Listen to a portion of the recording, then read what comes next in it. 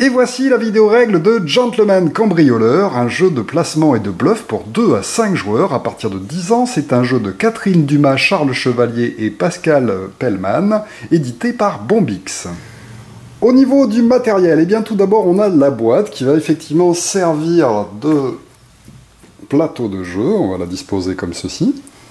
Vous avez ensuite 5 tuiles lieu que vous pourrez disposer au milieu de la table, comme cela.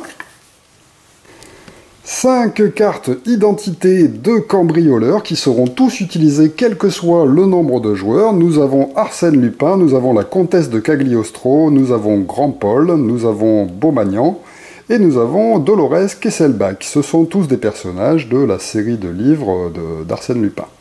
Et il y a des jetons qui sont associés à chacun de ces personnages. On va prendre toutes les cartes représentant les personnages et on va bien les mélanger pour les disposer face cachée sur la table, alors que les jetons seront disposés sur le petit plateau de jeu.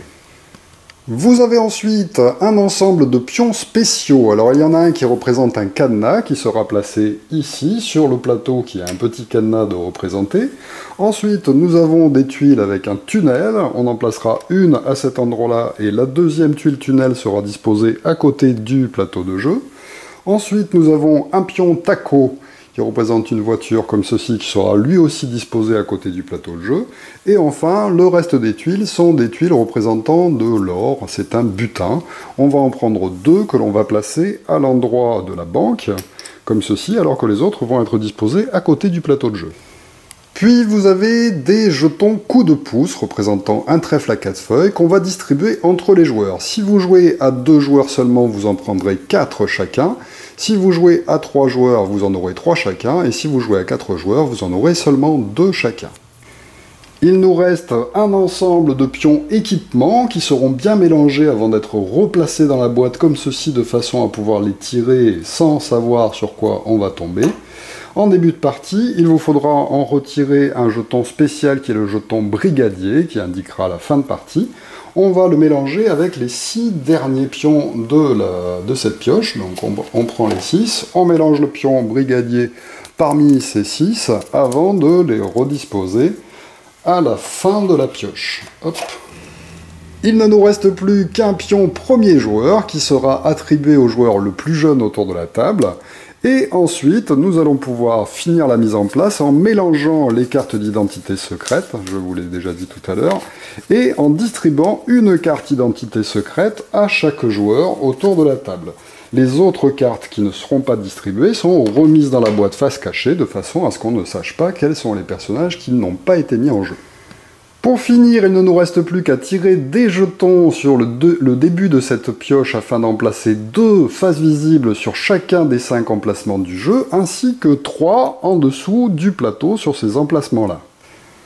Alors, quel est donc le but du jeu? Eh bien évidemment, dans Gentleman Cambrioleur, nous sommes tous des cambrioleurs issus de l'univers de Maurice Leblanc, et nous allons tenter de faire des casses sur différents lieux dans la ville afin d'amasser le plus de butin possible. À la fin du jeu, celui qui aura le plus grand butin l'emportera, mais le problème c'est qu'on connaît son identité, chacun aura le droit de regarder secrètement qui il est, mais par contre on ne connaît pas l'identité des autres joueurs autour de la table. En plus de ça, pour bien pouvoir faire des casses, on ne peut pas les faire tout seul et il faudra faire des alliances temporaires avec d'autres personnages et on ne sait pas trop avec qui on va faire des alliances autour de la table, car effectivement, à chaque manche, il faudra sélectionner quelles seront les 2 équipes participant à des casses pour ce tour.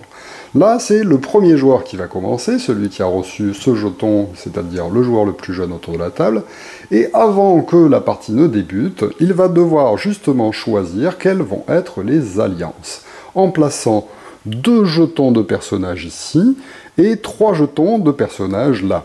On va donc avoir une équipe de 3 contre une équipe de 2.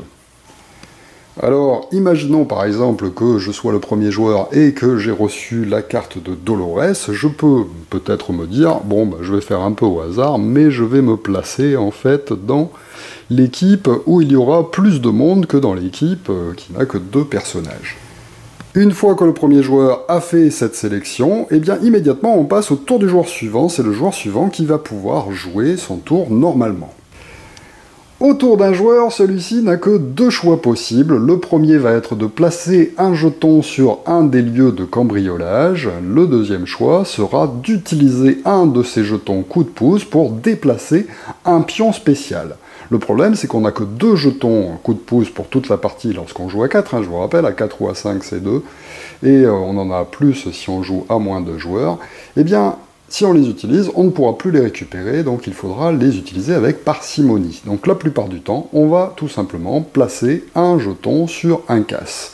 À ce moment-là, on a deux choix possibles. Soit on peut piocher ce jeton au hasard, ici, sur la pile, et ensuite, après l'avoir révélé, on peut le placer sur la zone de son choix, ou bien on peut placer un de ceux qui sont placés face visible ici, pour le mettre aussi à l'endroit de son choix.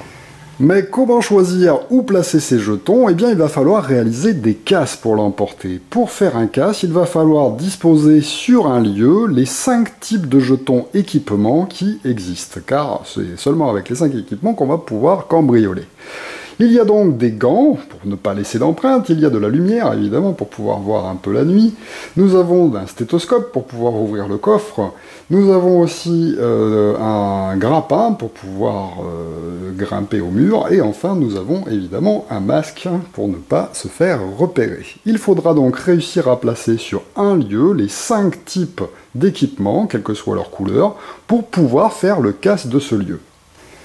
Mais si on réalise un casse quelque part, qui va remporter le butin? Eh bien, ce sera l'équipe qui a le plus de jetons à sa couleur. C'est-à-dire que là, nous avons formé deux équipes, une verte, grise, violette contre une équipe rouge et jaune. Eh bien, on va regarder laquelle de ces deux équipes a le plus de jetons à sa couleur à l'endroit lorsque le casse est réalisé. Et c'est seulement cette équipe qui va remporter le butin. Alors, reprenons notre exemple de premier tour de jeu, c'était à ce joueur-là de jouer. Imaginons qu'il décide de placer un jeton en prenant un jeton face visible. Effectivement, c'est mieux de placer des jetons dont on sait l'importance, et il décide de le placer à cet endroit-là. En échange, on tire immédiatement un jeton de la pioche que l'on remet à la place de celui qui a été tiré sur ces 3 emplacements avant de passer au joueur suivant. Alors, évidemment, à chaque fois qu'un joueur va placer, les autres joueurs vont tenter d'essayer de deviner qui est qui. Donc, en plaçant un pion rouge ici, il y a des chances qu'il fasse partie de cette équipe jaune-rouge, mais peut-être que c'est du bluff pour nous faire croire qu'il est un de ces personnages alors qu'il ne l'est pas. Donc le joueur suivant, c'est aussi à lui de jouer, et imaginons qu'il décide aussi de placer un jeton, il décide de prendre ce jeton-là et de le placer à cet endroit-là. Pour l'instant, nous n'avons que 3 types de jetons. Il y a des masques, de la lumière et un grappin. Donc pour l'instant, il n'y a pas de casse à cet endroit-là. On prend un jeton de la pioche pour remplacer, et on passe au tour du joueur suivant. Il pourrait décider de tirer un jeton ici pour le placer à cet endroit-là, car effectivement c'est la banque et il y a du butin. Nous allons voir pourquoi c'est plus intéressant de jouer ici. Avant de replacer, on repasse au premier joueur. C'est donc moi, je suis en vert. Qu'est-ce que je vais bien pouvoir faire? Je suis vert, donc je suis avec le violet et avec le gris pour ce tour. Donc en fait, ici on a 2 contre 1, c'est pas mal. Qu'est-ce que je pourrais faire d'intéressant? Je pourrais ajouter un jeton ici, mais dans ceux qui sont visibles, il y a déjà une lampe et déjà un stéthoscope, donc ça ne va pas faire avancer le schmilblick, ça va juste confirmer la majorité que l'on a déjà avec mon équipe, mais guère d'intérêt. Ici c'est pareil, il y a aussi de la lampe du stéthoscope. Ici, ça n'a guère d'intérêt. Si, je pourrais rajouter peut-être une lampe, ça ferait 3 jetons. Ici, je pourrais aussi rajouter une lampe pour faire un 3e jeton aussi. Bon, ben voilà, je décide par exemple hop, de prendre ce jeton-là, de l'ajouter ici, hop, on tire un nouveau jeton, et ouais, ça passe au tour du joueur suivant. Alors, en imaginant que le tour est continué, attention, il y a une petite règle de pause, on n'a pas le droit d'avoir plus de 3 jetons présentant le même symbole sur un lieu. Donc à cet endroit-là, par exemple, il sera interdit de rajouter un gant supplémentaire. Alors, comment se déroule un casse? Si un joueur ajoute par exemple ici un masque, c'était bien le symbole qu'il manquait, il y a les 5 types de symboles dessus, et bien immédiatement, on passe au casse.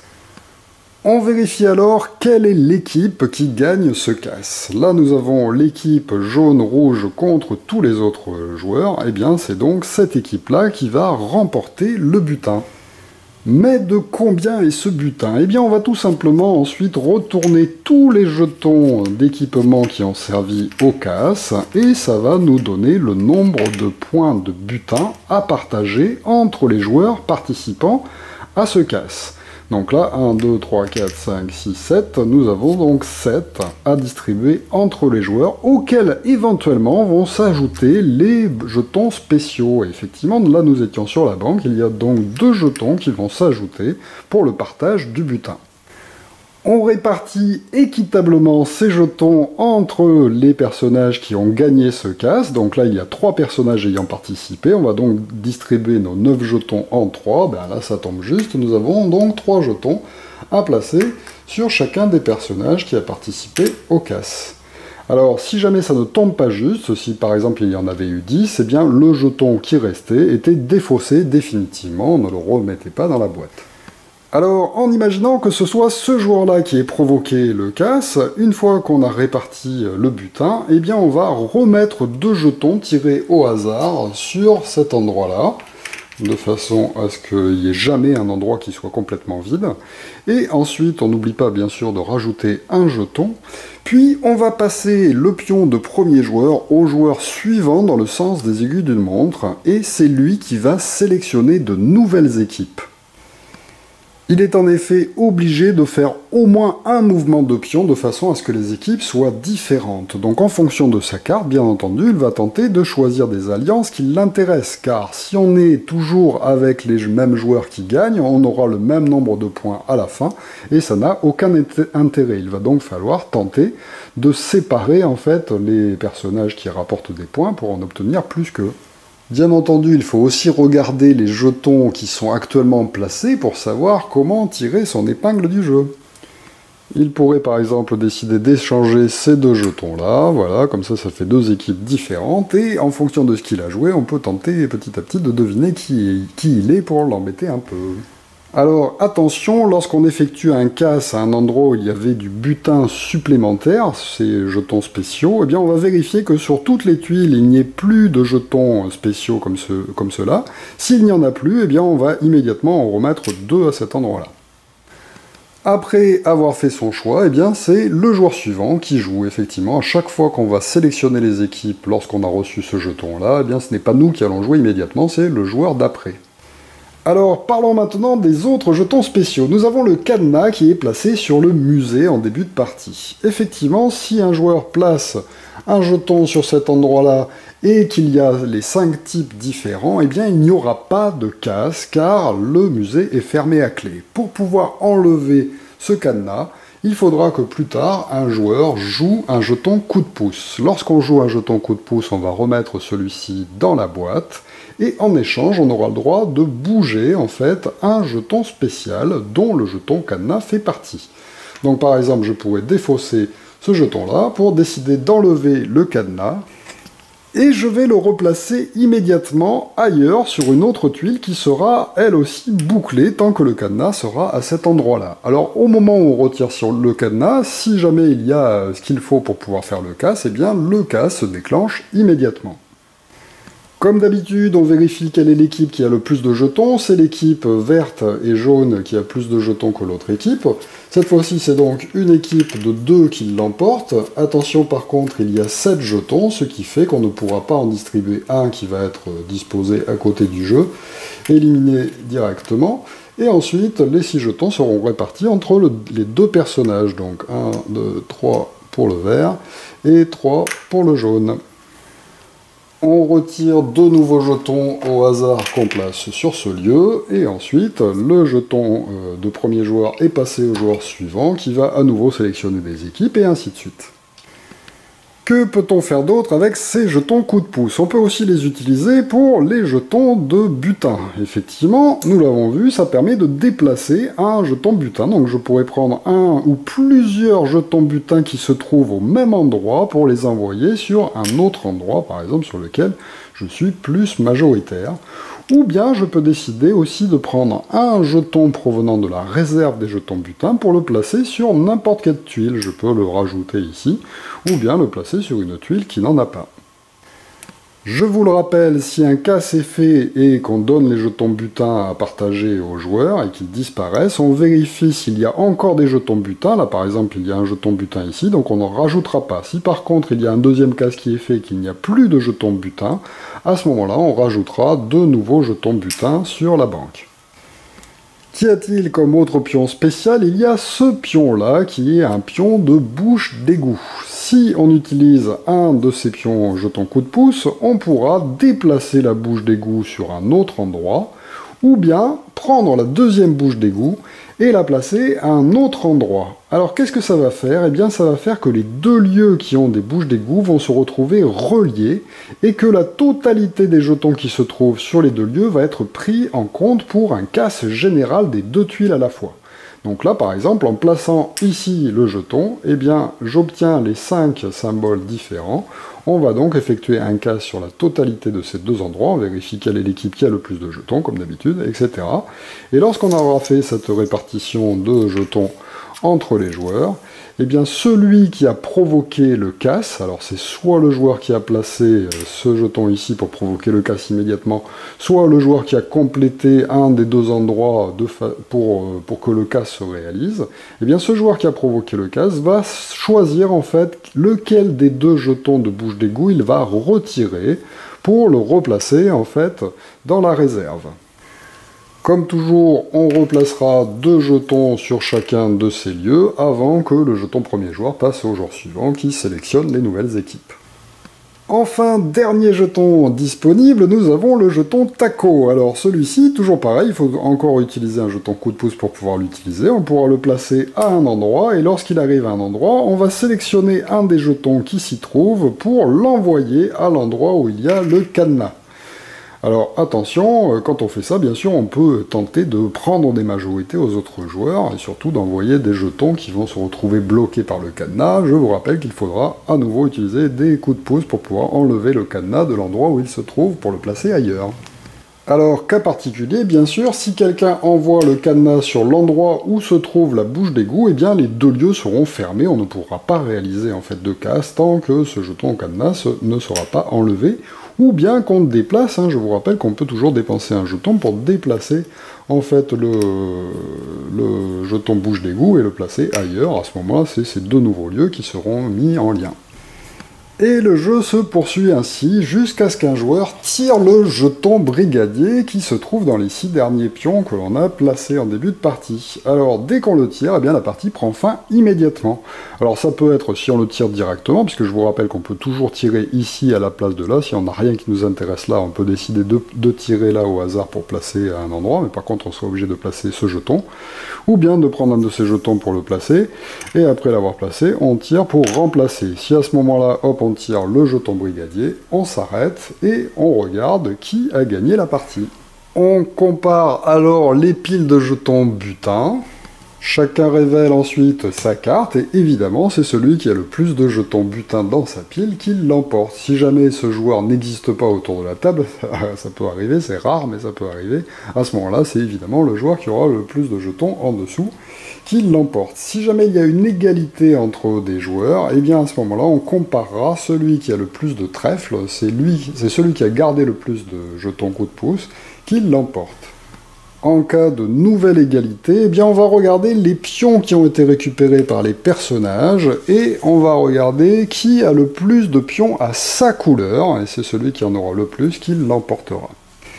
Voilà donc pour Gentleman Cambrioleur, donc un jeu de bluff mais pas que, c'est surtout un jeu de placement tactique où il faudra bien réfléchir aux majorités qui vont se faire, en ayant toujours en tête que dès qu'un casse va se faire, les équipes vont changer, donc les jetons qui ont déjà été placés précédemment vont peut-être changer d'équipe. Il faut donc prendre pas mal de paramètres en compte, voilà.